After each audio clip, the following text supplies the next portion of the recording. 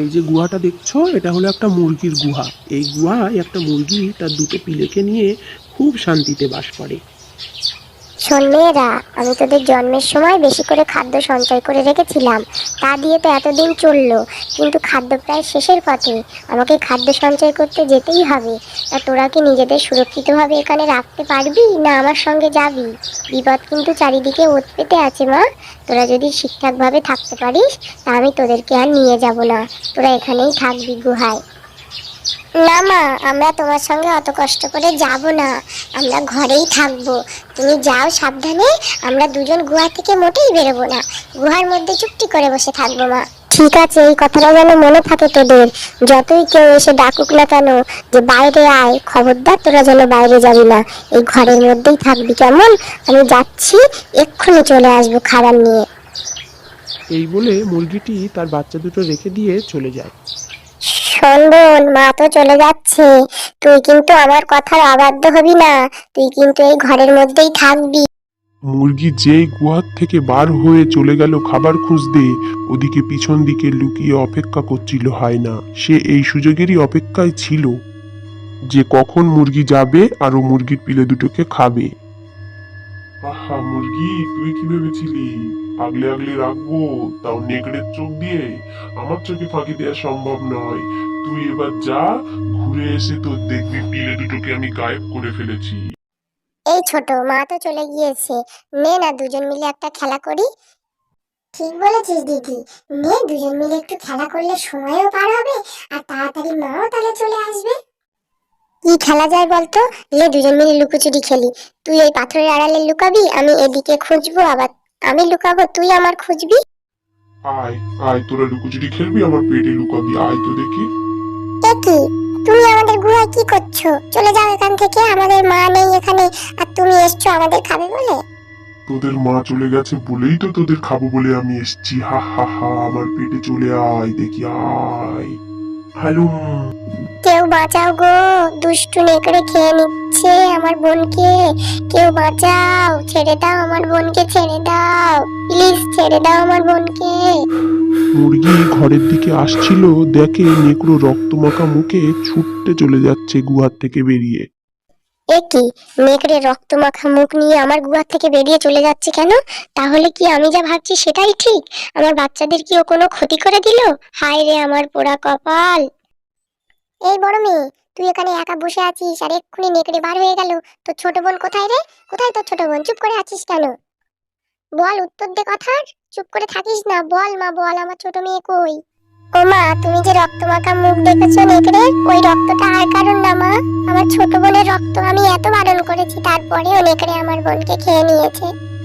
হায় হায় রে, নেকড়ে আমার কি সর্বনাশ করলো! আমি কেন তোদের সাথে নিয়ে গেলাম না? আমার ছোট্ট ফুটফুটে মেয়েটারও খেয়ে নিল।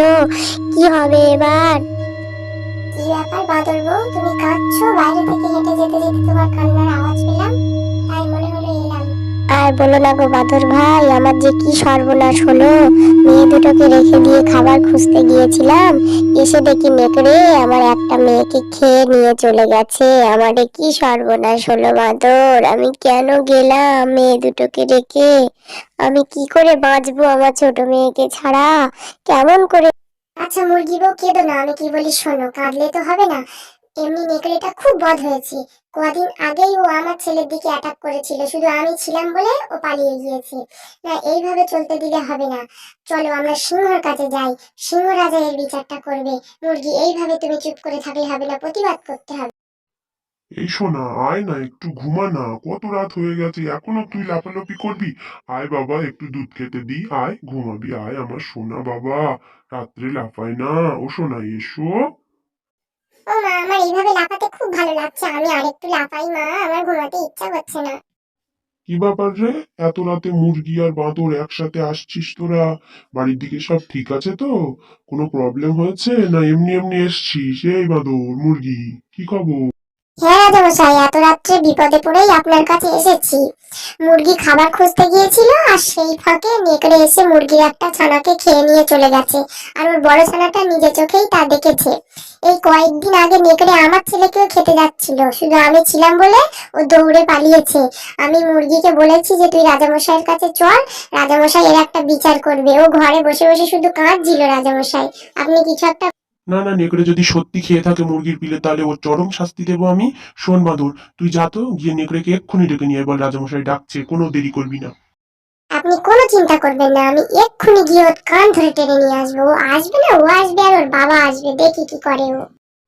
আচ্ছা আচ্ছা মুরগি বউ, শোনো, তুমি আর কেঁদো না, তুমি ঠিক করে বলো তো দেখি, নেকড়ে কিভাবে তোমার বাচ্চাকে খেয়েছে আর কি ঘটেছিল আজকে, সব সত্যিটা বলো আমাকে। তাহলে শুনুন রাজামশাই, আমি গিয়েছিলাম খাবারের সন্ধানে, এসে দেখি নেকড়ে রক্তমাখা মুখ নিয়ে বেরিয়ে চলে যাচ্ছে আমার ঘর থেকে। ও আচ্ছা আচ্ছা, আমি বুঝতে পেরেছি নেকড়ের চালাকিটা, তুমি যেই চলে গেছো সেইও ধরেছে তোমার পিলেকে। আচ্ছা আসুক, আমি বুদ্ধির চালে ওকে আর জব্দ করব, তুমি একটু শান্ত হও। এই যে চলে এসেছি রাজামশাই নেকড়েকে নিয়ে। ব্যাটা বলছিল যাব না, সকালে যাব, রাত হয়ে গেছে। ধরে টানতে টানতে ওকে নিয়ে এসেছি আমি। কি মনে করেছে ও? হ্যাঁ রে নেকড়ে, মুরগি বলছে তুই নাকি ওর বাচ্চাকে খেয়ে নিয়েছিস, এটা কি সত্যি কথা নেকড়ে? ধুর, এসব মিথ্যা কথা, ওকে নিজে চোখে আমাকে দেখেছে নাকি ওর বাচ্চাকে আমি খেয়েছি? ফাও ফাও আমার নামে মিথ্যে বদনাম দিলে আমি মেনে নেবো নাকি? এটা একদম মিথ্যা কথা রাজামশাই। অত সহজে তো নেকড়েকে কাবু করা যাবে না মনে হচ্ছে। ও আচ্ছা নেকড়ে, তোর বুদ্ধিতেই আজকে তোকে বাজিমাত করবো, দেখ তবে। মুরগি তো বলছে যে ও নিজে চোখে দেখেছে যে তুই ওর দুটো বাচ্চাকে একসাথে খেয়ে নিয়েছিস। দেখেছে বললেই হলো? ও তো গুহার বাইরে চলে গিয়েছিল খাবার খুঁজতে। আর আমি তো ওর দুটো বাচ্চাকে খাইনি, আমি তো ওর একটা পিলেকে খেয়েছি, আর একটা পিলেকে তো রেখে দিয়েছিলাম। এ যা, হায় রে, আমি বলে ফেললাম। ইস, ধরা পড়ে গেলাম তাহলে, হায় রে। দেখেছেন রাজামশাই, আমি বলেছিলাম না ও আমার একটা পিলেকে খেয়ে নিয়েছে। হায় রে। শোন, আমি জানতাম যে তুই মুরগির একটা পিলেকে খেয়েছিস, শুধু তোকে ধরার জন্য মিথ্যে মিথ্যে বলেছিলাম যে তুই দুটো পিলেকে খেয়েছিস। মিথ্যে কথা বলেছিস আমার সঙ্গে, তুই এত বড় সাহস! একে তো মুরগির পিলে খেয়েছিস, তার উপর রাজার সামনে দাঁড়িয়ে মিথ্যে কথা! আজ থেকে তোকে আমার রাজ্য থেকে বহিষ্কার করলাম। বের হয়ে যা তুই আমার রাজ্য থেকে। তোর মতন প্রজার কোনো দরকার নেই আমার রাজ্যে। যা এখান থেকে বেরো, আর কোনোদিন আমি তোর মুখ দেখতে চাই না। আর মুরগি বউ, মন খারাপ করো না তুমি। বুঝতে পারছি তোমার সন্তান চলে গেছে, কিন্তু একটা সন্তান তো তোমার আছে, সেটাকেই ভালোবেসে নয় মানুষ করো। কি করবে? আর আমি তো আছি, যতদিন তোমার সুবিধে অসুবিধে সব আমিই দেখবো। বাদর আজকে ঠিক করেছে তোমাকে আমার কাছে নিয়ে এসে।